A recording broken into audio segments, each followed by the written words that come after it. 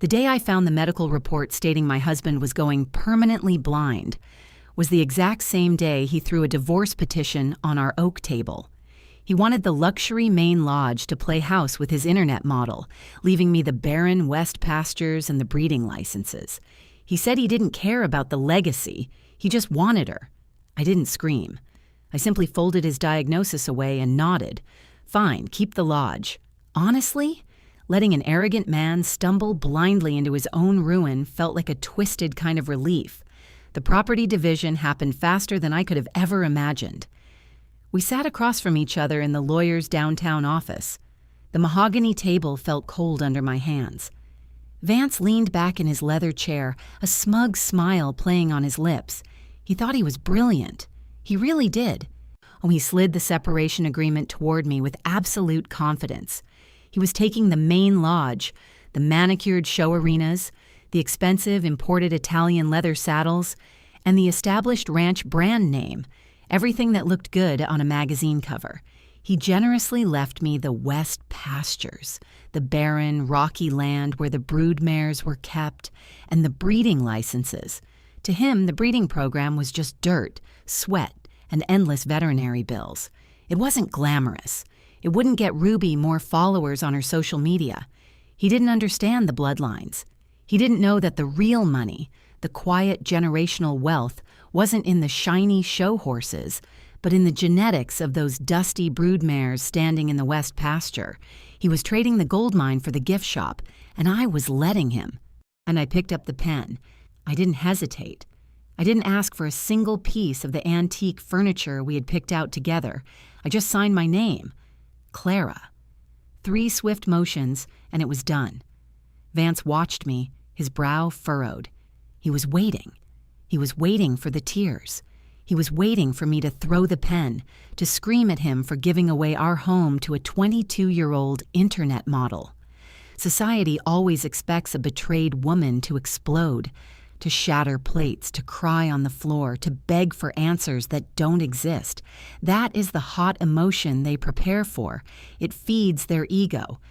But I didn't give him a single drop of that. When trust is broken, tears are the most useless currency. I simply closed the folder. I didn't look at him as a husband anymore. I looked at him as a bankrupt project I needed to liquidate. By not crying, by immediately legally dividing our assets without a fight, I cut off his emotional supply. I could see the confusion in his eyes. He was armed for a screaming match, but he was completely defenseless against pure, cold indifference. My silence was a wall he couldn't charm his way over. I refused to play the role of the hysterical victim. I was already the CEO of my new life. I drove back to the ranch alone. The silence in my truck was heavy, but my mind was incredibly clear. I spent the afternoon packing my clothes, my boots, and my ledgers. I didn't take a single photograph from the walls. I moved everything into the old foreman's cabin on the west side of the property. The side he threw away, my side now. The night passed in absolute silence. Then, at 6 a.m, the heavy rumble of diesel engines shattered the peace of the valley. 3 large excavators rolled onto the property line. I stood there in the damp morning grass, a steaming cup of coffee in my hand, watching the crew unload massive rolls of thick, galvanized barbed wire. The boundary line had already been surveyed. Now it was time to make it physical. The steel posts were driven deep into the Colorado soil with loud, rhythmic thuds. Every strike felt like a heartbeat. The heavy machinery tore up the pristine green lawn that used to connect the main house to the outer pastures. I watched the thick wire being stretched tight across the landscape, a literal steel wall cutting our 10-year history in half. The front door of the main lodge swung open. Vance stormed out. He was still in his silk robe, his hair messy, looking utterly disoriented. He jogged toward the property line, his boots slipping on the wet grass. "Clara, what the hell are you doing?" he yelled over the engine noise. He tried to step over the freshly dug trench, but a worker in a hard hat stepped in his way. I took a slow sip of my coffee. I walked up to the edge of the wire. He looked at the steel barbs, then up at me. His face was red with anger. "You're destroying the landscaping. Ruby has a photo shoot here tomorrow." I looked at him, really looked at him. "This is a property line, Vance," I said calmly. "You own the landscaping. I own the dirt you're trying to step on. Keep your boots on your side." He gripped the top wooden rail before the wire was fully stapled in. His knuckles turned white. For a second, he squinted, blinking hard against the morning sun, worn as if his vision was blurring. The early signs of his macular degeneration were already there, creeping into his eyes, but his arrogant mind refused to acknowledge it. He just rubbed his temples in frustration. "You're being ridiculous, Clara. A barbed wire fence right down the middle of the estate? It looks trashy." I smiled, a tight, thin line. "It looks secure, and it keeps the liabilities out." He didn't like that word. Liability. He opened his mouth to argue, but the loud screech of a tractor drowning him out made him flinch. He realized, standing there in the mud in his expensive silk robe, that he had absolutely no power over this side of the line anymore. He turned around and trudged back to his massive, empty lodge. The wire was pulled tight. I reached out and ran my calloused thumb over the sharp metal barb. It stung slightly. And it was real. The kingdom was divided, and I was finally free to build my own empire on the barren dirt he left behind. The legal paperwork was finalized, but the real deadline had nothing to do with lawyers. The Autumn Elite Horse Auction was exactly 30 days away. 30 days. In the high-stakes world of performance horse breeding, that auction is absolutely everything. It is the defining event that dictates a ranch's financial survival for the next decade. Buyers fly in from all over the country, bringing blank checks and high expectations. They look for perfect bloodlines, perfect bone structure, the next arena champion. For 10 long years, I was the unseen hand that curated our auction catalog. I picked the yearlings. I prepped the nervous mares. I built the sterling reputation that Vance so proudly slapped his name on. Now, the ranch was physically divided. Vance had the legendary main lodge to host the wealthy VIPs, but I had the actual genetics. He truly believed the established brand name alone would carry him through the auction block. He didn't understand that reputations are fragile. They shatter the moment the quality drops. And the quality over there was about to drop drastically. Ruby officially moved in the next afternoon. I watched from my side of the barbed wire fence as a gleaming luxury SUV pulled up the gravel driveway. She stepped out looking like a glossy page torn straight out of a Western fashion magazine. A spotless white hat, a silver-studded leather jacket with dramatic fringe, and her boots, pristine, pointed-toed designer boots that had clearly never touched a speck of mud. She tottered awkwardly on the uneven ground, clinging to Vance's arm while hired hands hauled a dozen oversized suitcases up the wooden steps. She pointed at the rustic porch, immediately dictating changes. She wanted imported string lights. She wanted a massive fire pit for evening content creation. She wanted the authentic ranch aesthetic, without enduring any of the actual ranch reality. Vance carried her over the threshold with a wide grin. He looked like a man who had finally captured his ultimate prize. I didn't feel a drop of jealousy. I just turned my back, grabbed a pitchfork, and walked into the foaling barn. The air inside smelled of sweet alfalfa hay. It was quiet. It was real. It didn't take long for the absolute chaos to start. By the end of the first week, the atmosphere around the main lodge was unrecognizable. Ruby wasn't remotely interested in the quiet rhythm of agricultural life. She was building a personal lifestyle brand. Every evening, heavy bass from a newly installed sound system echoed across the quiet valley. Flashing lights from her patio parties painted the night sky in unnatural colors.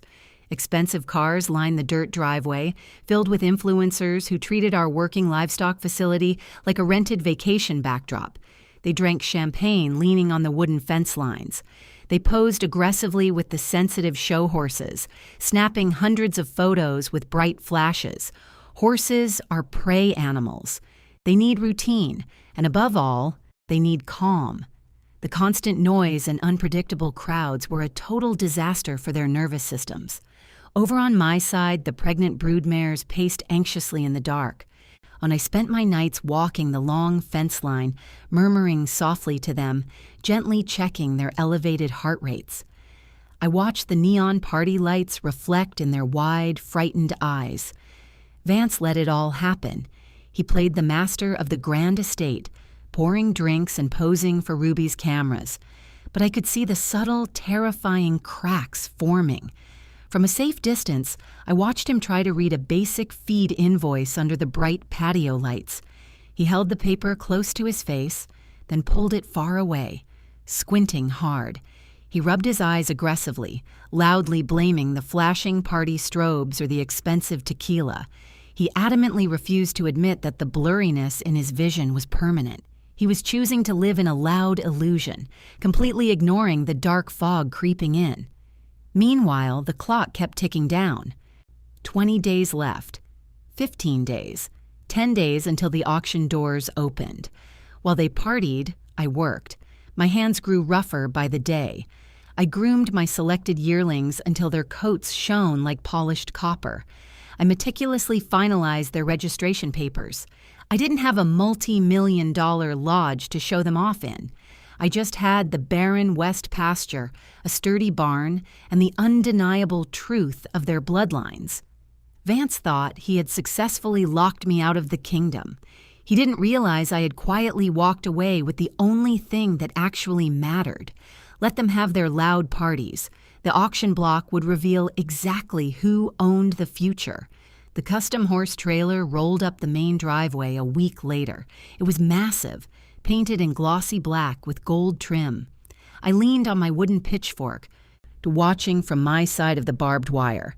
The heavy ramp lowered with a mechanical hum. Vance stepped out, puffing his chest, holding a silver-studded leather-led rope. Behind him, a massive jet-black stallion pranced down the ramp. Midnight Sun. He was a halter champion. He looked like a mythological creature, all rippling muscles, a flowing mane, and a fiery temper that required 3 ranch hands to keep him steady. Ruby was practically vibrating with excitement. She had a professional camera crew circling the driveway, capturing every angle of her posing next to the dangerous, beautiful beast. She wore a pristine white cowboy hat that had never seen a day of dust. Vance handed over a check that I knew, from my years of managing the books, was easily 7 figures, millions of dollars, tossed away on a single animal. Then it was a spectacular display of wealth. It was also incredibly stupid. In the performance horse industry, a pretty face means absolutely nothing if the genetics are flawed. Midnight Sun was famous for his looks, but his bloodline was a dead end. His offspring were notorious for weak joints and terrible temperaments. No serious buyer at the upcoming elite auction would ever bid on his foals. He wasn't a breeding asset. He was an expensive lawn ornament. Vance knew this, or at least the Vance I married used to know this. But the man standing over there, desperately soaking up the flashbulbs and Ruby's manufactured adoration, had forgotten everything that built our empire. He was burning cash to sustain an illusion. I turned away and walked back into the dim, dusty, foaling barn on the west pasture. My boots sank into the damp earth. The air here didn't smell like designer perfume or expensive champagne. It smelled like raw life, hay, manure, and sweat. I walked over to a quiet gray mare standing in the corner stall. She wasn't flashy. She didn't have a perfectly brushed mane or a silver halter, but she carried the strongest, most resilient genetic line in the entire state. I ran my calloused hand down her neck. My knuckles were cracked and bleeding from fixing the broken water lines that morning. My back ached from lifting 50-pound feed bags because I couldn't afford to hire extra hands yet. This was the reality of the business. It was quiet, grueling, and completely invisible to the cameras. Psychologists call it the shiny object syndrome. It is the tragic human tendency to throw away a solid, unglamorous foundation to chase after something new, sparkling, and completely hollow. Vance was the perfect victim. He looked at Ruby and saw youth, devotion, and a glittering reflection of his own ego. But he forgot a cruel law of economics. The successful, wealthy cowboy that Ruby was so desperately in love with was a character I had built. She didn't love a raw, struggling man. She loved the polished result of my 3 years of silent, exhausting labor. Vance thought he could just swap out the woman standing next to him and keep the life. He didn't realize that by discarding his foundational partner, he was taking a sledgehammer to the very pillars holding up his grand estate. He was trading the architect for a tourist. He was tearing down a fortress just to keep a fresh coat of paint, and the cracks were already starting to show. The days dragged on. The deadline for the autumn auction was closing in like a tightening noose. From across the fence, I watched the chaotic reality of his choices play out. Midnight Sun proved to be completely unmanageable. The stallion kicked through his expensive oak stall doors, injuring a groom and refusing to be handled by anyone except highly paid specialists. The vet bills piled up. The daily feeding and maintenance costs skyrocketed. Vance was bleeding money at an alarming rate just to keep Ruby's favorite photo prop alive and kicking, and his eyes were getting worse.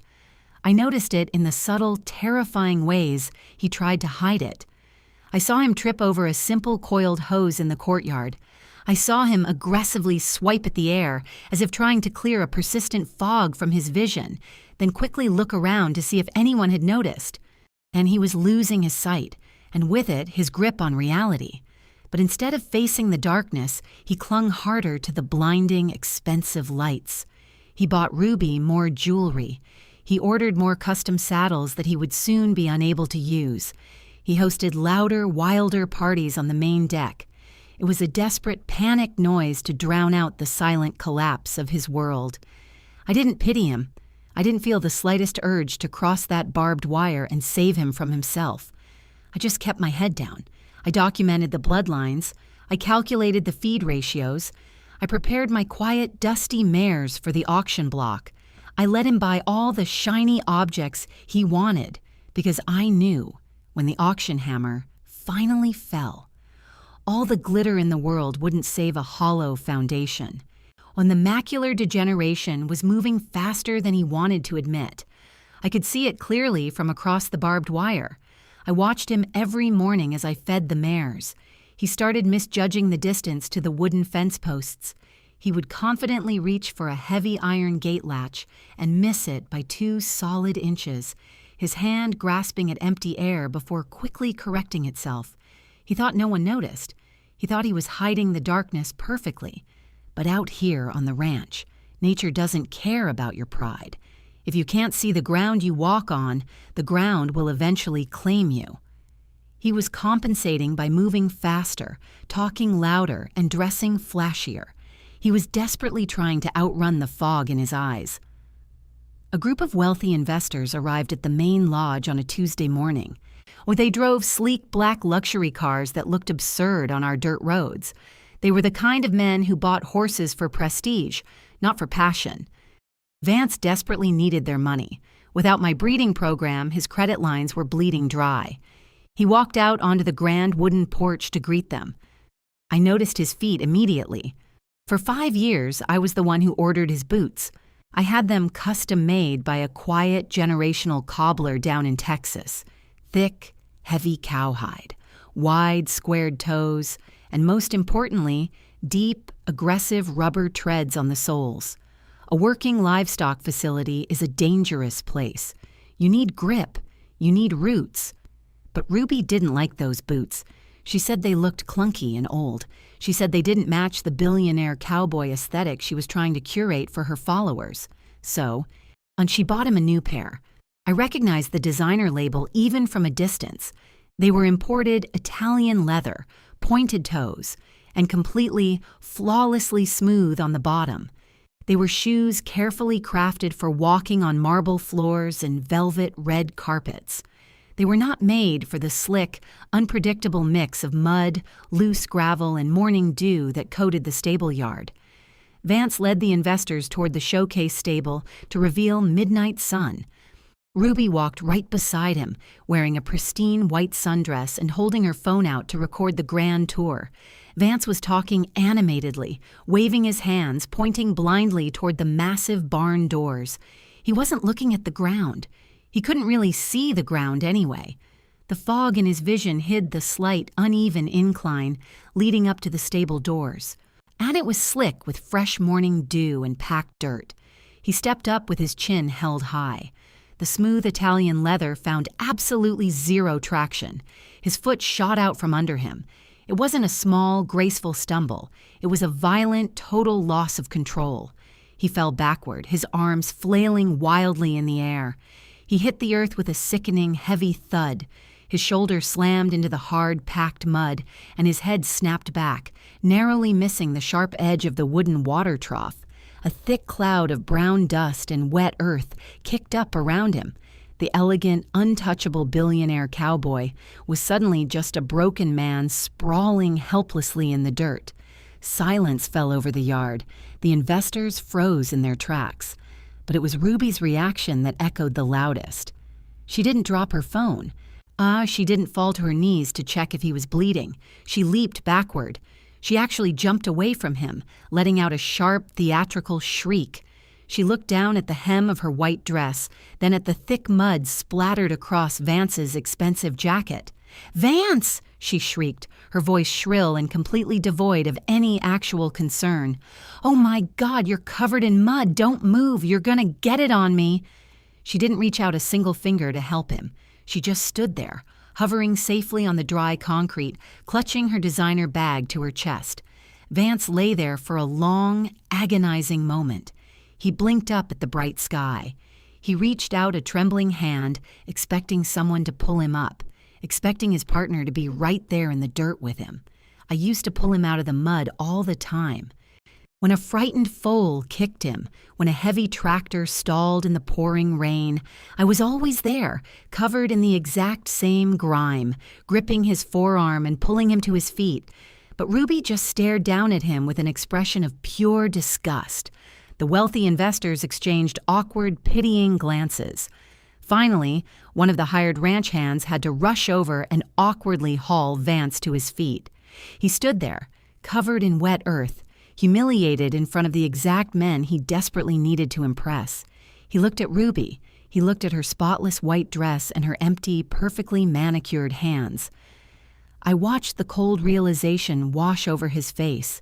He had traded a woman who built the ground beneath him for a girl who wouldn't even step in the dirt to save him. I didn't smile. I didn't say a word. I just turned around. I picked up my heavy pitchfork and went back to work.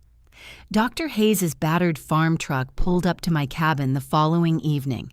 The engine rattled before dying out, leaving a heavy silence in the air. He had been the lead veterinarian for this property since before Vance and I were even married. He knew the bloodlines, he knew the soil, and he knew us. I heard his heavy boots on the wooden steps. He took off his worn Stetson hat before knocking. I opened the door and handed him a mug of black coffee without him having to ask.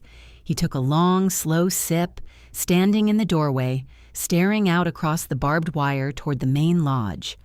The neon lights from Ruby's patio party were blinking relentlessly against the darkening Colorado sky. "He fell pretty hard yesterday, Clara," Hayes said softly, his voice rough from decades of breathing in dust. I went over to check on that new stallion's joints, and I saw Vance's knees. He is completely bruised. His eyes, they are getting worse. Fast. I leaned back against the kitchen counter, crossing my arms. I didn't say a single word. My silence seemed to deeply agitate him. He stepped inside and set the coffee mug down on the wooden table with a sharp thud. "You know what is happening to him, don't you? He is going blind. The macular degeneration is accelerating much faster than anyone anticipated, and you are just sitting over here, building a wire fence." He shook his head, looking at me with a mixture of disappointment and disbelief. "I have known you two for a decade. I know he made a terrible, stupid mistake, but he is sick, Clara. How can you just abandon him when he can't even see the ground he walks on? It's cruel. He is terrified over there, trying to hide it from those wealthy investors and that girl. He needs you." I looked at the deep, weathered lines on Dr. Hayes' face. I knew exactly what he saw. He saw a cold, bitter woman. He saw a wife abandoning her sacred vows the exact moment tragedy struck. Society always loves to demand endless forgiveness from a woman. They expect us to be the eternal caretakers, the soft landing pads for arrogant men who jump blindly off cliffs of their own making. I walked away from the counter. I went to the small wooden desk in the corner of my quiet living room. I opened the top drawer and pulled out a single folded sheet of paper, the official medical diagnosis from the specialist in Denver. The exact paper Vance had carelessly left on the kitchen counter the morning he demanded a divorce. I held it in my calloused hands. The edges were slightly worn from where I had gripped it that day. I walked over to the stone fireplace. The cedar logs were snapping and hissing, fighting off the autumn chill. I looked at the flames, then turned back to Hayes.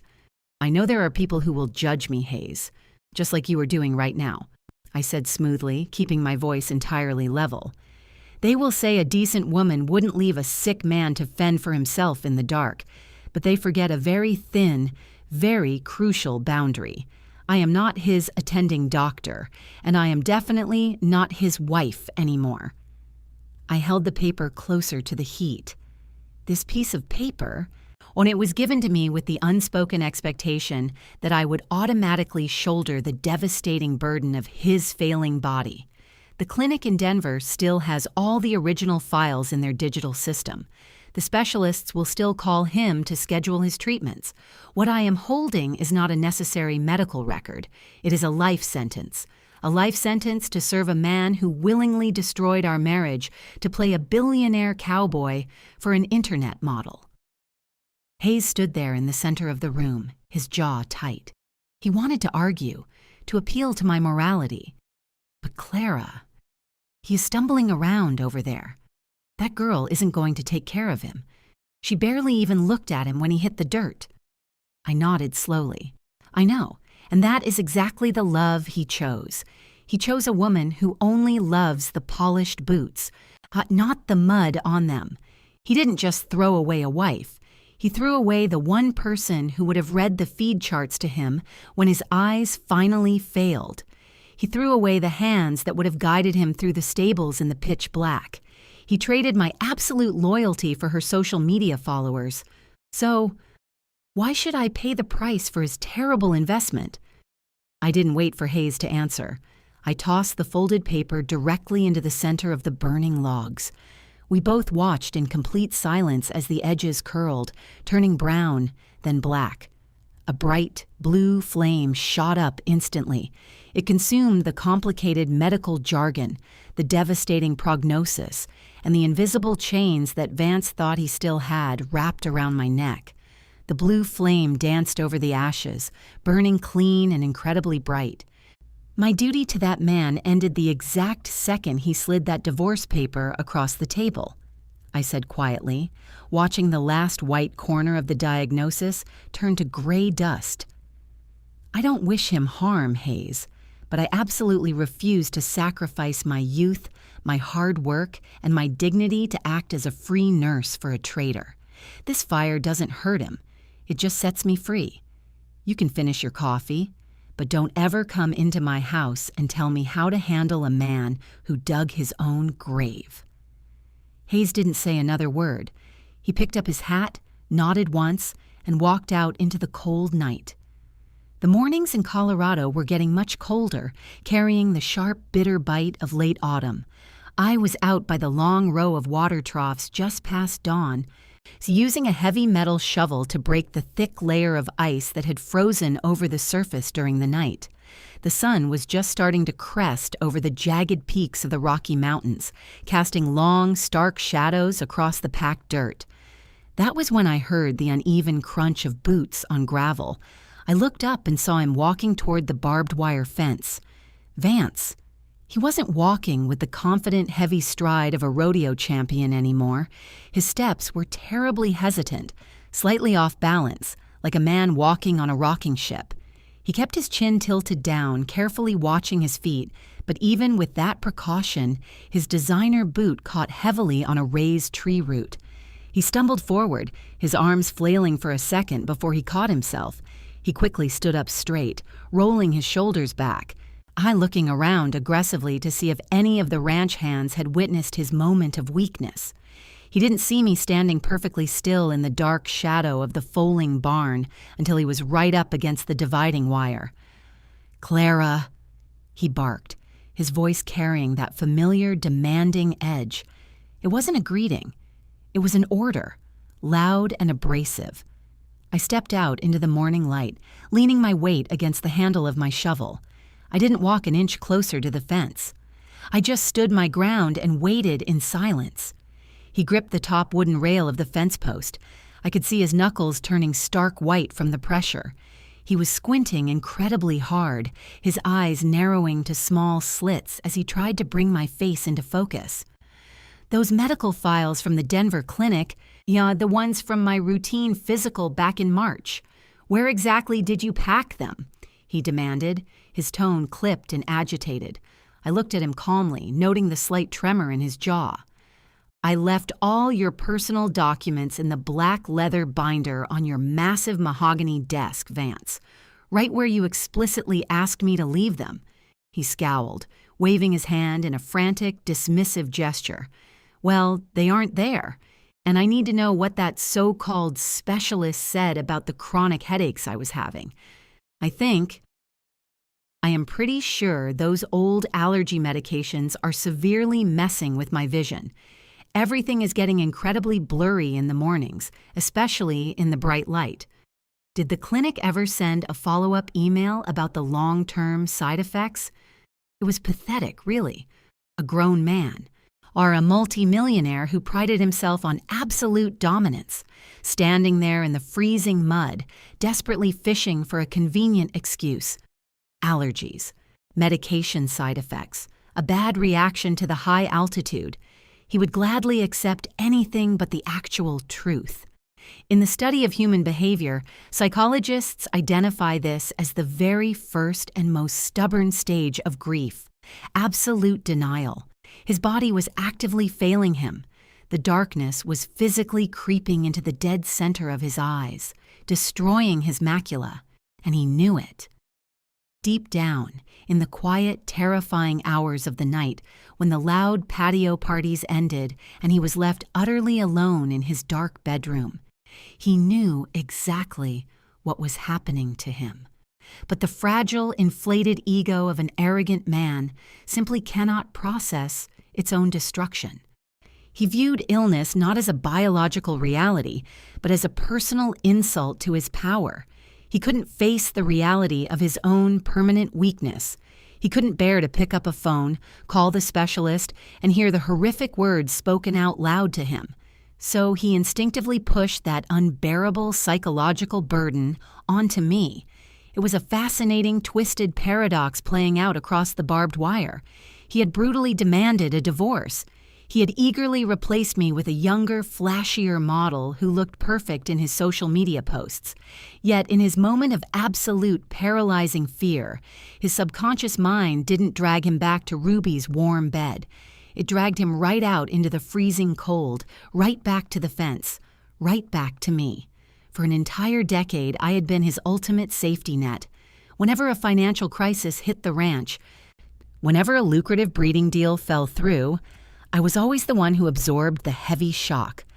I was the one who calmly analyzed the damage, formulated a recovery plan, and cleaned up the miserable mess while he maintained his flawless, confident public image.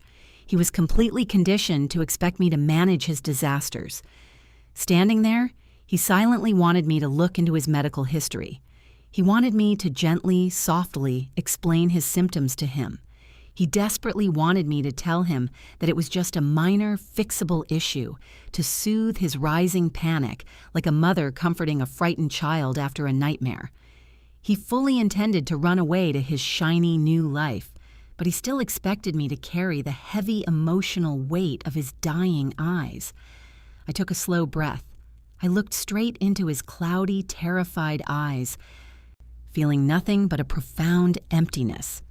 "It is not allergies, Vance," I said, my voice completely flat, completely devoid of the maternal warmth he was silently begging for, "and it is not a medication side effect." He flinched, as if I had struck him. His jaw tightened defensively. "What do you know? You aren't a damn specialist." "You are exactly right," I replied smoothly, not raising my voice a single decibel. "I am not, which is exactly why you need to stop asking your ex-wife to diagnose your blindness over a barbed wire fence. You are a grown man.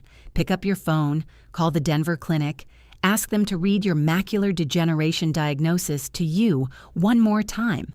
Or better yet, ask Ruby to read it to you." His face turned a deep, furious shade of red. The sudden mention of Ruby pierced right through his thick, protective shell. He knew she wouldn't help him. He knew she would run for the hills the second she realized the true gravity of his medical condition. His raw fear instantly mutated into defensive, explosive rage. "You are so damn bitter, Clara!" he spat, taking a sudden step back from the wire, pointing a shaking finger at me. "I just asked a simple question about my files. I don't need your condescending superior attitude. I am perfectly fine." "If you were perfectly fine, Vance, then you wouldn't be standing here shaking in the cold," I said calmly. He didn't have an answer for that.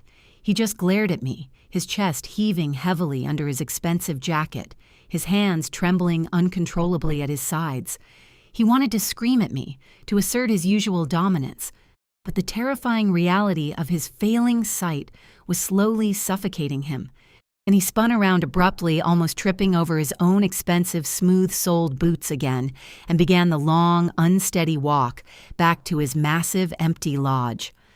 I stood there and watched his blurry silhouette retreat. I didn't feel a single ounce of pity. He had built his glittering, fragile world. Now, he had to learn how to navigate it entirely in the dark. The bank letters started arriving by certified mail. I didn't need to see the official letterheads to know exactly what they were. I recognized the thick, crisp envelopes the local bank manager always used for final notices. Vance was burning through his credit lines at an astonishing rate. Midnight Sun's exorbitant veterinary bills, the imported specialty feed, the daily caterers for Ruby's endless patio parties. It was a complete financial hemorrhage. The glittering illusion of the billionaire cowboy was violently cracking under the sheer weight of its own maintenance. It was a Tuesday afternoon when the panic finally broke through his arrogant facade. I was quietly mending a heavy leather halter in the shade of the Foaling barn. The autumn wind was picking up, rattling the tin roof above me. Suddenly, the loud, aggressive slam of a heavy wooden door echoed across the property. Vance marched toward the barbed wire fence. His face was entirely flushed. He was clutching a thick stack of crumpled bank statements in his fist. He wasn't walking with that careful, hesitant step anymore. Pure blind rage had temporarily overridden his failing vision. He marched right up to the sharp wire, not caring that the steel barbs were inches from his chest. "You set me up," he screamed over the wind. "You absolutely set me up, Clara." I didn't flinch. I slowly set the leather halter down on a wooden barrel. I walked toward the fence, keeping a measured, calm distance. "I signed the exact separation agreement your lawyers drafted, Vance," I said evenly. "I didn't set up anything." "Don't play innocent with me," he roared, slamming his fist against the wooden fence post. "You knew the breeding accounts were tied to the main credit line. You deliberately left me with a mountain of operational debt while you sit over here hoarding the clean licenses. You planned this to ruin me." "You demanded the main lodge and the brand name," I reminded him quietly. "You told me you didn't care about the dirt. I just gave you exactly what you asked for." He breathed heavily. His chest heaved under his expensive jacket, and the cold wind whipped his hair across his face. He stared at me, his cloudy eyes wide and completely wild. The financial pressure was crushing him, but there was something else bubbling underneath it, a deep, desperate need to justify his own horrific choices. He desperately needed me to be the villain. He needed a valid reason for why he threw our entire life away. "You think you are so perfect," he hissed, leaning closer to the wire. "You think you can play the silent, wronged wife. But I know the truth. I have known the truth for 6 entire months." I stopped breathing for a fraction of a second. 6 months. That was the exact timeline. 6 months ago, the warmth in his voice had vanished overnight. 6 months ago, he started sleeping in the guest room, completely locking me out of his life without a single explanation. "What exactly do you think you know?" I asked, my voice dropping to a low whisper. "I know about the money, Clara," he shouted, his voice cracking with venom. "I saw the main ledger last spring. A massive, untraceable withdrawal, hundreds of thousands of dollars, completely wiped from the reserve account overnight. And you thought I wouldn't notice?" I stood perfectly still. The cold wind bit into my cheeks, but I didn't feel it. "And I know exactly where it went," he continued, a cruel, triumphant sneer twisting his lips. "I saw you, late at night, sneaking out to the lower barns to meet with the old foreman, whispering in the shadows, hiding from me. You were siphoning my family's money to sugar mama a hired hand." The words hung in the freezing air, a terrible chill, much colder than the autumn wind, or raced up from the frozen mud straight into my bones. "You thought I was just some blind, stupid cowboy, didn't you?" he spat, his face twisted in absolute disgust. "I saw you packing those heavy duffel bags into his truck. I knew you were preparing to run away with him. You drained my accounts, and you betrayed me right here on my own land. So don't you dare stand there and judge me for finding Ruby. You ruined this marriage long before I ever looked at another woman." I stared at this man. This man I had spent a decade building an empire with. He truly believed it. He had spent the last 6 months furiously convincing himself that his hard-working, loyal wife was a calculating thief and a liar. He used his own twisted, paranoid delusion to give himself full permission to cheat, to bring an internet model into our home, to discard me like absolute garbage. "You actually believe that?" I whispered, the sheer absurdity of it bubbling up in my throat. "You saw a missing balance and a late-night conversation, and your immediate conclusion was that I was sleeping with a 60-year-old ranch hand?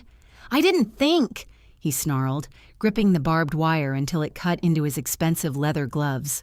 "I knew." "If you were so absolutely certain, Vance," I said, my voice eerily calm, "why didn't you just confront me? Why didn't you ask me where the money went 6 months ago?" He scoffed loudly. "And listen to you lie to my face? I wasn't going to give you the satisfaction. I decided to let you dig your own grave while I found someone who actually respected me." He looked so incredibly proud of himself in that moment. He thought he held the ultimate winning card. He thought he had successfully exposed my deepest, darkest secret, completely validating his own betrayal. He fully expected me to crumble, to cry, to beg for forgiveness for a crime I never committed. But I just looked into his cloudy, failing eyes. I felt the heavy weight of the massive secret I had been carrying for half a year, pressing painfully against my chest. A horrific secret I had sworn to keep, purely to protect his fragile pride. "You are right about one thing, Vance," I said softly, my voice carrying over the whistling wind. "The money is gone, and I did pack those bags in the middle of the night." A triumphant, cruel smirk flashed across his face. "But," I continued, never breaking eye contact, "you have absolutely no idea what was actually inside them." I walked slowly over to the heavy wooden barrel sitting just inside the barn doors. I reached behind it and pulled out a thick, weathered leather binder. I carried it back to the barbed wire line. Vance was still standing there, breathing heavily, completely consumed by his own paranoid, righteous anger. I didn't say a single word. I just tossed the binder over the steel wire. It landed with a heavy, wet smack in the mud, right next to his designer boots. "Open it," I said calmly. He looked down at the dirt, then back at me. He hesitated, his jaw clenching. He slowly bent over, his hands fumbling blindly with the leather strap because his failing vision couldn't quite catch the brass buckle. He finally ripped it open and pulled out a thick stack of bank transfers and legal documents. "What is this?" he muttered, bringing the pages mere inches from his face, trying to force his cloudy eyes to focus on the bold ink. "That is the exact financial ledger you thought you saw 6 months ago," I said, my voice cutting cleanly through the freezing wind. "Read the names, Vance. Look closely at the signatures. Look at where the money actually went." He squinted intensely. I watched his breath suddenly hitch in the cold air. His hands stopped moving. 6 months ago, while you were busy giving arrogant interviews to Western lifestyle magazines about your flawless family legacy, your father's quiet gambling debts finally caught up to him. He didn't just owe a local bank. He owed the kind of men who don't send certified letters in the mail.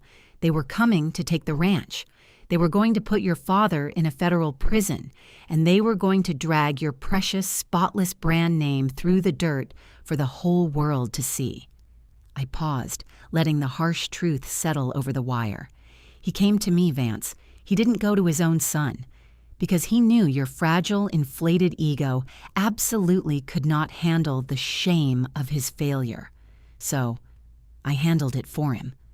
He stared down at the papers, his hands beginning to shake violently. "I didn't steal your money. I drained my own personal savings accounts. I sold the antique gold jewelry my grandmother left me. I liquidated everything I had built before I met you, and I packed every single dollar of it into those heavy duffel bags you saw. And I asked the old foreman to drive me out to a rundown industrial park in Denver, in the dead of night, to hand over cash to criminals, just to pay off the men who were coming to destroy your legacy." He looked up at me. The furious, arrogant sneer was completely gone. His face was ash white. The paperwork fluttered in his trembling hands. You paid them off," he whispered, the reality slowly fracturing his mind. "I bought your reputation," I corrected him smoothly. "I saved this entire ranch while you slept comfortably in the main lodge. But that wasn't the end of it. The real cost of that night wasn't the money." I looked away from him, staring out at the barren, rocky west pasture. The memories from that night were still razor sharp in my mind. The drive back from Denver was terrifying. The spring storms had washed out the back roads. The old farm truck was violently slamming into every rut and pothole for 3 straight hours. The sheer stress of facing those men, the absolute fear of losing everything. It was too much for my body. I turned my gaze back to his cloudy, terrified eyes. I was pregnant, Vance. The words hit him like a physical, devastating blow. He stumbled backward against the wire, the steel barbs catching and tearing the fabric of his expensive jacket. I was 10 weeks pregnant, and on that freezing, violently shaking truck ride back to the ranch, I lost our child. He opened his mouth, but absolutely no sound came out. His hands went completely limp, dropping the financial documents into the cold mud. I sat in the emergency room for 2 days in total silence. The foreman stood guard by the door. "I explicitly told the doctors not to call you. I knew how much you idolized your father. I knew that the horrific shame of his crimes, combined with the crushing grief of losing a child, would completely break your spirit. So I chose to carry the burden entirely by myself, to protect you." I took a slow, deep breath. I came home 2 days later, empty, bleeding, and grieving. I desperately needed my husband, but instead of asking me why I was so pale, instead of asking why I was so quiet and exhausted, you looked at a missing bank balance and a late-night drive, and you immediately convinced yourself I was a whore. Tears finally welled up in his failing eyes, spilling over his cheeks. "Clara, my God, Clara, I didn't know—" "You didn't want to know," I interrupted, my voice finally carrying a sharp, fatal edge. You used your own paranoid delusion as a free pass. You used it to turn completely cold. You used it to justify bringing Ruby into our bed and throwing our marriage away. You played the wounded victim, while I was silently bleeding out to save your family." He fell heavily to his knees in the dirt. He wasn't falling because of his smooth boots this time. He was entirely crushed by the unbearable, suffocating weight of the truth. He reached his hands through the barbed wire, desperately grasping at the empty air toward me. "Please," he choked out, sobbing heavily into the bitter wind, his proud cowboy image completely shattered. "Please tell me this isn't true. Clara, please forgive me." I looked down at the broken, half-blind man kneeling in the mud. On the man who had eagerly thrown away a devoted partner for a shiny, hollow illusion. "The truth is right there in the dirt with you, Vance." I turned my back to the fence. I didn't look over my shoulder. I just walked away, back into the quiet warmth of my barn, leaving him to drown in the dark. The 30th day arrived with a freezing, biting wind that swept across the valley. It was the morning of the Autumn Elite Horse Auction. In the high-stakes world of performance equine breeding, this was the ultimate judgment day. The indoor arena in Denver smelled of fresh pine shavings, expensive leather, and pure anxiety. The stadium seating was packed shoulder to shoulder with the most ruthless, observant buyers in the country. These were men and women who managed generational wealth. When they didn't care about social media aesthetics or flashy branding, they cared about bone density, trainable temperaments, and genetic legacy. I stood quietly near the cold, drafty holding pens in the back. I was wearing a simple, faded denim jacket and my old, scuffed leather boots. Across the vast arena, high up in the heated VIP section, Vance and Ruby held court. Ruby was wearing another spotless, completely impractical white outfit, holding a glass of champagne she hadn't taken a single sip from. Vance was wearing dark, heavy sunglasses. He told everyone it was a hangover from a celebratory party the night before. I knew it was a desperate shield against the bright, unforgiving stadium halogens that his dying, deteriorating eyes simply couldn't process anymore. When the auctioneer's voice suddenly boomed through the massive overhead speakers, a rapid-fire, hypnotic rhythm that signaled the start of the slaughter. The early lots went by quickly, fetching average prices. Then, the digital screen above the ring flashed to lot number 45. The main lodge's prized multi-million-dollar offering. The heavy metal gates swung violently open. Two professional handlers, their boots skidding in the dirt, struggled frantically to lead Midnight Sun into the brightly lit center ring. The massive black stallion reared up instantly, his heavy hooves sliced dangerously through the air. His eyes were rolled back, wide and panicked from the unfamiliar noise, the echoing speakers, and the aggressive flashing cameras Ruby had insisted her hired crew use from the front row. He was a magnificent, terrifying, completely broken creature. Up in the VIP box, Vance stood up from his velvet chair. He forced a tight, arrogant smile onto his face, gripping the glass railing. He was waiting for the gasps of awe. He was waiting for the frantic bidding war to explode and save his sinking estate. But the gasps never came. The massive arena went dead, suffocatingly silent. These elite buyers were not internet fans easily fooled by a glossy black coat. They were seasoned, cynical horsemen. They looked past the shiny exterior and saw the frantic, untrainable panic vibrating in the stallion's eyes. They looked down at their thick catalog books, reading the disastrous recent veterinary reports that Vance's new, incompetent management hadn't been able to suppress. They saw the ruined pedigree. They saw the joints already inflamed from pour, of flashy training methods, and the absolute lack of foundational daily discipline. The auctioneer confidently started the bidding at $500,000. Silence. Just the low hum of the stadium lights. He dropped the starting ask to $400,000. Still nothing. The quiet in that arena was heavy, thick, and utterly deafening. I watched Vance's knuckles turn stark white against the railing. He leaned over, squinting desperately through his dark glasses, his head swiveling erratically as he tried to find the raised bidding paddles that simply weren't there. His chest started heaving. The auctioneer dropped the price again, $200,000. Finally, a single insulting paddle went up from a lower tier, a buyer looking for a cheap, handsome pasture ornament. The auctioneer tried to push for more, but the room remained entirely frozen. The heavy wooden hammer fell with a sharp crack. Sold. A multi-million-dollar investment, the supposed savior of Vance's empire, liquidated for absolute pennies.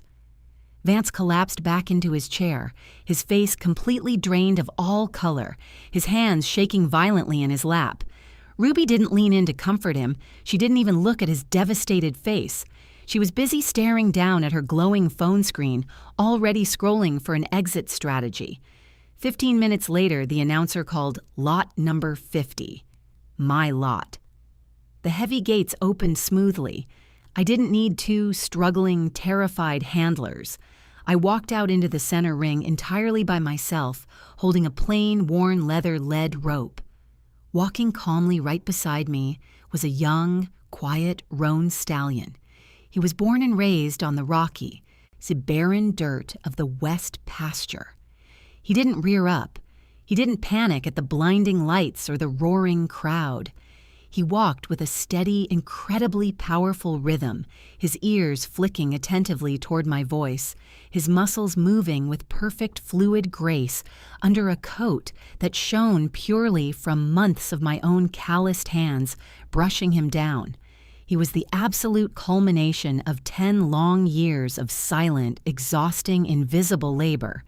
I didn't have to say a single word to sell him. The buyers instantly sat up in their seats, leaning forward in unison. They recognized the impeccable, protected bloodline.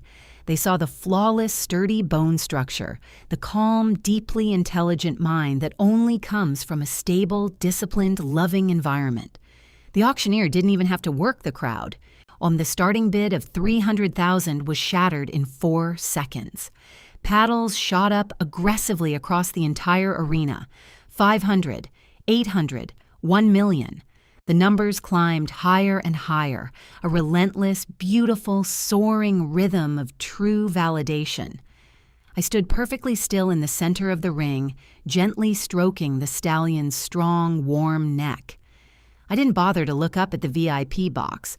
I didn't need to see the absolute devastation on Vance's face as he sat in the dark, forced to listen to my quiet, dusty pasture completely obliterate his glittering, hollow illusion.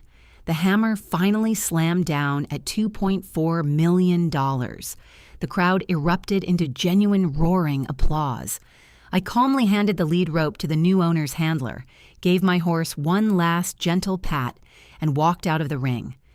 Vance had fought so hard to keep the castle. He never realized that the dirt, the dirty, barren earth he so casually threw away, was the only thing that could actually build a kingdom. The financial collapse of a multi-million-dollar estate does not happen quietly. It falls apart with loud, humiliating crashes. The disastrous failure at the elite auction was the final fatal blow to Vance's crumbling empire. Within 48 hours, the aggressive fallout began. I watched the heavy yellow diesel transport trucks roll up the main driveway, kicking up clouds of dry dust. They weren't bringing in new stock. They were repossessing the heavy machinery Ruby had mindlessly rented for her aesthetic landscaping projects. The deafening, pulsing bass from the nightly patio parties completely ceased. The long gravel driveway, which used to be packed with the expensive luxury cars of her influencer friends, was now entirely barren, save for the grim, white sedans driven by bank auditors. Men in cheap gray suits started walking the perimeter of the main lodge. They carried thick clipboards and drove heavy wooden foreclosure stakes deep into the manicured front lawn. Vance's glittering kingdom was officially being dismantled piece by piece, right in front of his failing eyes. And as the financial walls violently caved in, his physical world finally, irrevocably, went dark. The acceleration of his macular degeneration was brutal and completely merciless. I watched him from my secure side of the barbed wire. He no longer tried to fake his confident, arrogant stride. He simply couldn't. Then he walked out onto the grand wooden porch with his hands desperately extended in front of him, his fingers frantically tracing the smooth wooden railing just to find his basic bearings. The cloudy white film over his eyes was now clearly visible, even from 100 yards away. The medical specialists in Denver had apparently made their final, devastating call. The blindness was no longer a looming, distant threat. It was his permanent, inescapable reality. He was trapped in a rapidly shrinking, terrifying box of shadows. He was completely unable to drive his expensive trucks, entirely unable to read the legal bank notices taped directly to his own front door, and utterly powerless to maintain the billionaire illusion he had sacrificed his entire marriage to build. Ruby watched all of this rapid destruction happen with a growing, dicey detachment. She didn't see a sick partner who needed a guiding hand. She saw a broken cash machine. I heard the local gossip from the feed store owner in town. Ruby's unlimited black credit cards had started aggressively declining at the luxury boutiques. The expensive organic caterers abruptly stopped delivering to the lodge. The endless stream of glamorous, wealthy content for her carefully curated social media feeds had dried up completely. I saw her standing on the porch one afternoon, staring down at Vance as he fumbled blindly, pathetically, with a dropped set of car keys in the gravel driveway. She didn't walk down the stairs to help him pick them up. She didn't offer a single word of comfort. She just crossed her arms, wrapped tightly in her designer sweater, and stared at him with pure, undisguised resentment. And he wasn't her handsome, powerful, untouchable cowboy anymore. He was a terrifying, suffocating liability. She looked around the massive, eerily quiet estate, and she realized she was standing on a rapidly sinking ship. And women like Ruby, they never, ever go down with the ship. The final cowardly betrayal happened on a freezing Thursday night. It was well past 2 a.m. I was awake, sitting quietly by the window of my small cabin, oiling a cracked leather bridle. The valley was pitch black and biting cold. Then, I saw the sweeping yellow headlights of a private black town car pulling up as silently as possible to the main lodge gates. The heavy engine idled softly in the dark. The heavy oak front door of the lodge clicked open. Ruby slipped out into the freezing night air. She was wearing a thick, oversized designer coat, moving with frantic, urgent energy. She dragged 3 massive, pristine leather suitcases behind her. The heavy plastic wheels clattered loudly and aggressively against the wooden deck, but she clearly didn't care if she woke him up. She didn't pause to look back at the grand house she had once claimed as her ultimate prize. She didn't stop to write a note, and she certainly didn't go back into the bedroom to say a tearful goodbye to the blind man sleeping inside. She just shoved her heavy bags into the spacious trunk of the waiting car, climbed quickly into the heated back seat, and slammed the door shut. The bright red taillights faded down the long dirt road, shrinking into 2 tiny dots before disappearing completely into the vast Colorado night. She took all the expensive jewelry, all the designer clothes, and every single ounce of fake, transactional devotion she had ever offered him. 15 minutes later, the front door slowly, painfully creaked open again. Vance stumbled out into the freezing night air. He was wearing just a thin t-shirt and loose sweatpants, shivering violently against the biting, merciless wind. He swept his hands blindly through the empty space in front of him, his bare feet dragging heavily on the freezing wooden planks. "Ruby!" he called out, his voice cracking with a raw, pathetic, absolute panic. "Ruby, are you out here?" He took a heavy, uncoordinated step forward and tripped violently over a heavy iron patio chair she'd carelessly shoved out of her way during her escape. He crashed incredibly hard onto the wooden deck, scraping his knees and elbows on the rough grain. He stayed down, and his hands frantically feeling the empty, freezing space around him, desperately searching for a woman who was already miles down the highway. He knelt there, listening to the absolute suffocating silence of the bankrupt, repossessed estate. He was entirely broke. He was completely, irreversibly blind. And for the very first time in his entire life, he was utterly, hopelessly alone in the dark. I watched him sitting there on the cold wood, shivering and broken. I didn't feel a single drop of vindication. I just picked up my leather bridle, turned around, and walked back inside my warm, brightly lit home. The morning after Ruby ran away, the silence hanging over the estate was heavy and absolute. The frost was thick on the ground, covering the barren dirt of the west pasture in a cold white blanket. I was out by the fence line just after sunrise. I was carrying a heavy metal bucket of grain, settling into the quiet, rhythmic routine of my own life. Across the property, the main lodge looked like a massive, abandoned ghost ship. The gates were locked by the bank. The driveway was entirely empty. The illusion was completely over. Then I heard a harsh, scraping sound, wood dragging against the frozen gravel. I set the heavy bucket down and turned toward the dividing line. A figure was slowly making its way down the long dirt path from the lodge. It was Vance, but he was completely unrecognizable. The arrogant, untouchable billionaire cowboy was entirely gone. He was leaning heavily on a thick wooden walking stick, sweeping it frantically from side to side just to find the edge of the road. And his expensive coat was stained with mud from where he had clearly fallen more than once. His shoulders were slumped, completely defeated. The absolute darkness of his macular degeneration had fully claimed him. He stumbled blindly toward the property line. He misjudged the distance and walked directly into the sharp steel of the barbed wire fence.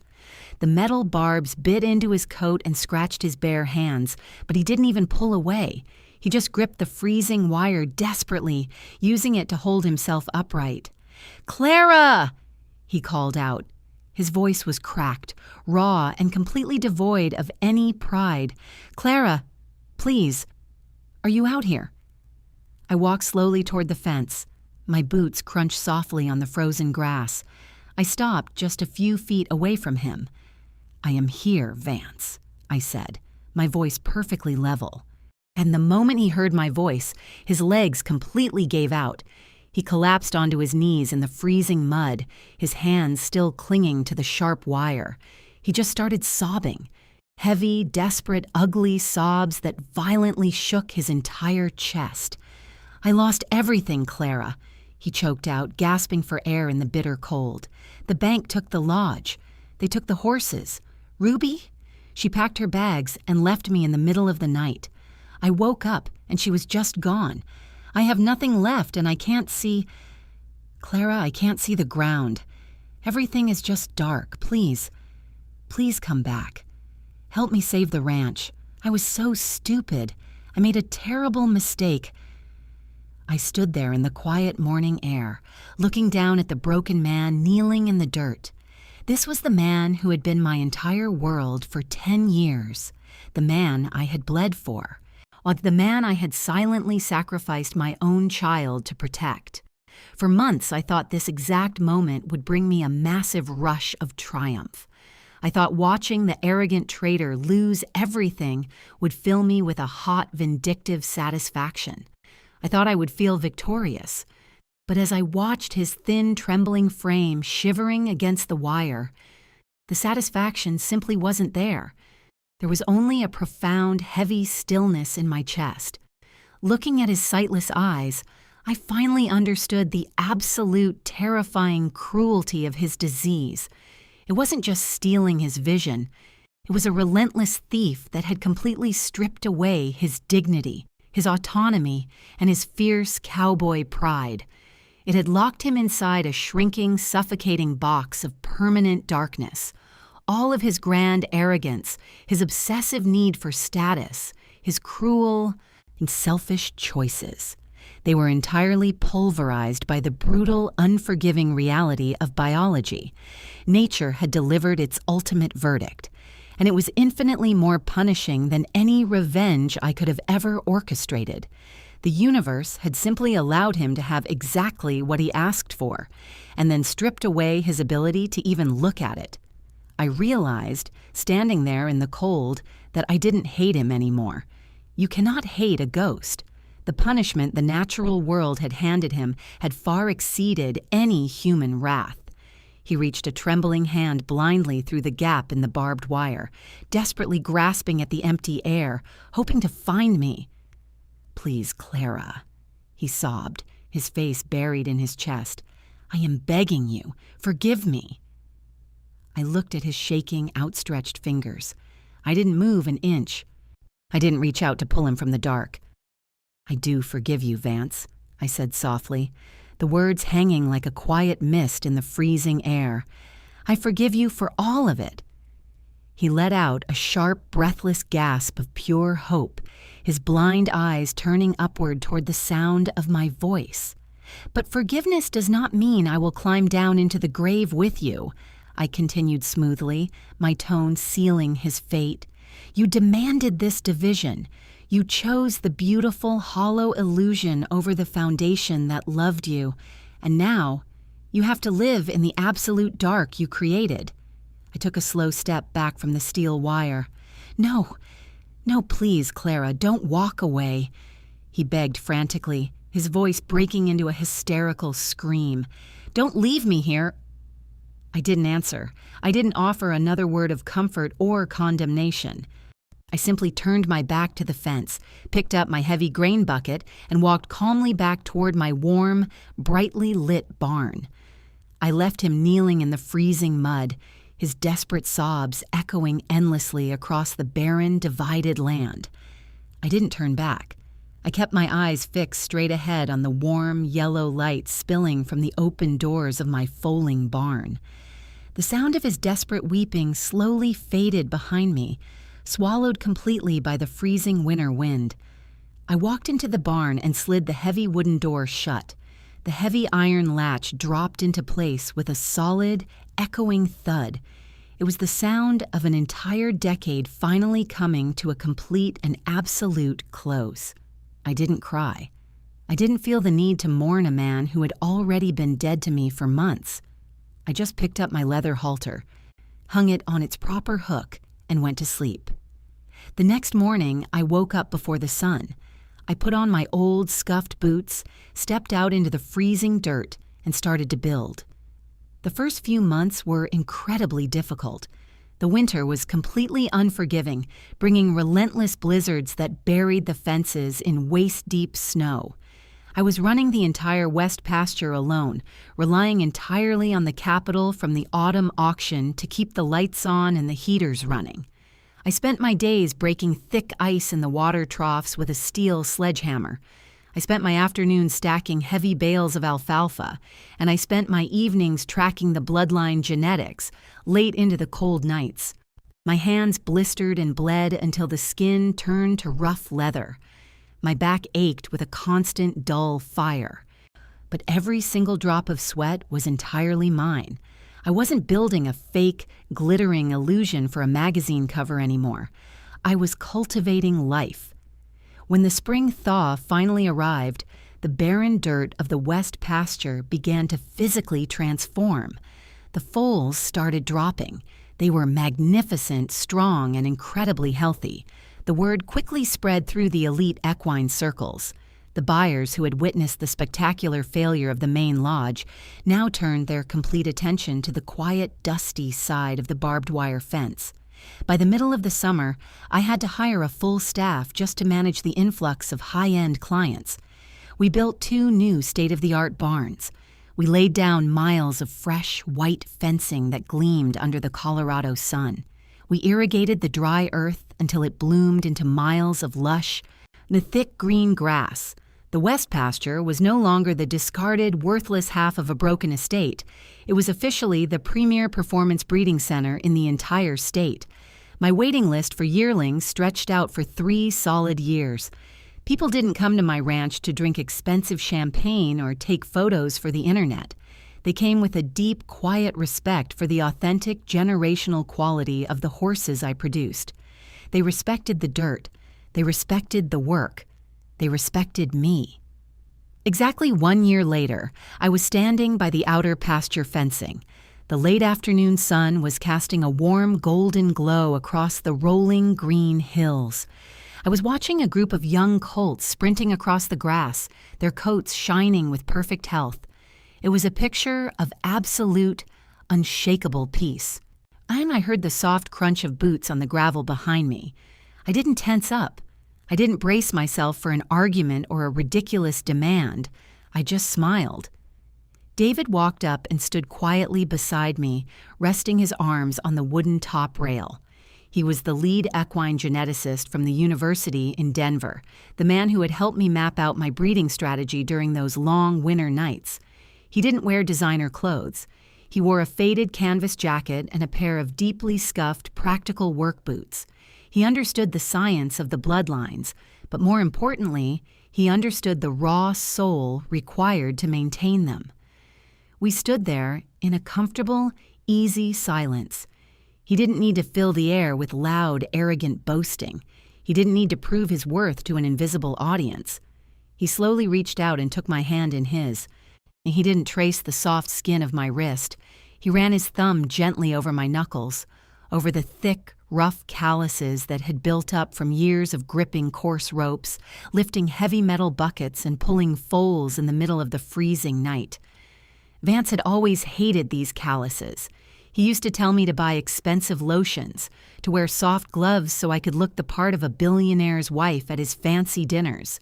But David just held my rough, scarred hand with a quiet, profound reverence. He looked at the scars and saw the exact foundation that built the beautiful world standing in front of us. "They look incredibly strong today, Clara," he said quietly, looking out at the running horses. "They are," I replied, leaning slightly against his shoulder. I looked down at our joined hands. I felt a deep, overwhelming sense of clarity. The old kingdom had completely burned to the ground, but the empire I had built from the ashes was real. It was thriving, and it was entirely mine. I stood on the highest ridge of the West Pasture, watching the sun dip behind the jagged peaks of the Rockies. The sky was a bruised purple, bleeding into a deep, final gold. From this distance, the main lodge was just a silhouette against the fading light. A week ago, the last of the bank trucks had left. The sprawling stone mansion, the house Vance had fought so hard to keep, the place he thought defined his worth, was now nothing more than a hollow shell, its windows dark, its gates padlocked by a cold, distant corporation. It was no longer a kingdom. It was just a monument to a man who didn't understand that a home is built on loyalty, and not on stone and timber. Vance was gone. I'd heard through the local network that his father had finally been moved to a state-run facility, and Vance had been taken in by a distant relative in a small town 2 states away. He was entirely blind now. He lived in a quiet room he couldn't see, in a world he could no longer dominate. The image of him kneeling in the freezing mud, his hands raw and grasping for a woman who was already gone, was starting to fade from my mind. He was becoming a ghost, a memory of a lesson I had to learn the hard way. I looked down at my own hands. They were resting on the white wooden rail of the new fence. They were still rough. The calluses were thick, and there was a faint, jagged scar across my palm from a frayed lead rope. For a long time, I viewed these scars as marks of my burden. It was evidence of the exhausting, invisible life I led while Vance played the hero. But standing here, in the quiet peace of my thriving ranch, I realize they are actually my medals. They are the physical proof that I stayed when it was hard. They are the evidence that I built something real while others were busy chasing shadows. There is a dangerous lie that society tells us, a lie that says the shiny, polished surface is what matters. We are taught to envy the glossy photos, the effortless wealth, and the loud, arrogant displays of status. We are told to chase the vibrant and the exciting, even if it means trampling over the very people who provide the ground we stand on. Vance believed that lie. He looked at my rough hands and my quiet, dusty work, and he thought it was worthless. He looked at Ruby's filtered, I-manufactured beauty, and he thought it was everything. He chose the paint over the foundation. But the world has a very quiet, very certain way of correcting those mistakes. Life is not lived on the surface. It is lived in the dirt. It is lived in the 2 a.m. foalings, in the freezing winter blizzards, and in the small, silent acts of protection that no one ever sees. That is where the core value is. That is where the actual genetics of a life are formed. If you throw away the people who know your soul just to impress the people who only know your name, you will eventually find yourself exactly where Vance ended up. Alone, in the dark, wondering how such a massive castle could crumble so quickly. There are no ifs in the aftermath of a cruel choice. There is no magic scenario where Vance could have kept his pride and kept me too. The moment he decided to betray our foundation, he had already lost the kingdom. He just didn't have the vision to see it yet. He had to lose his physical sight just to understand the truth that was standing right in front of him for 10 years. I heard the low rumble of David's truck pulling up to the barn. The headlights cut through the gathering gloom, warm and steady. I didn't rush down to meet him. I just stood there for one more minute, breathing in the scent of fresh hay and the coming winter air. I felt lighter than I had in a decade. The West pasture was no longer the barren, rocky land Vance had discarded. It was my legacy. It was a place where things grew because they were tended with honesty and respect. I want you to remember this. Don't be afraid of the calluses. Don't be ashamed of the work that leaves you tired and dusty. And never, ever let someone who only loves your light make you feel like your shadows aren't worth protecting. The shiny objects will always run when the lights go out, but the dirt, the solid, honest earth, that is the only thing that will still be there when you wake up in the morning. I turned away from the darkened lodge and started the walk down the hill. My boots felt steady on the ground. I wasn't guiding anyone through the dark anymore. I was simply walking toward my own light. My life was finally, for the very first time, entirely my own.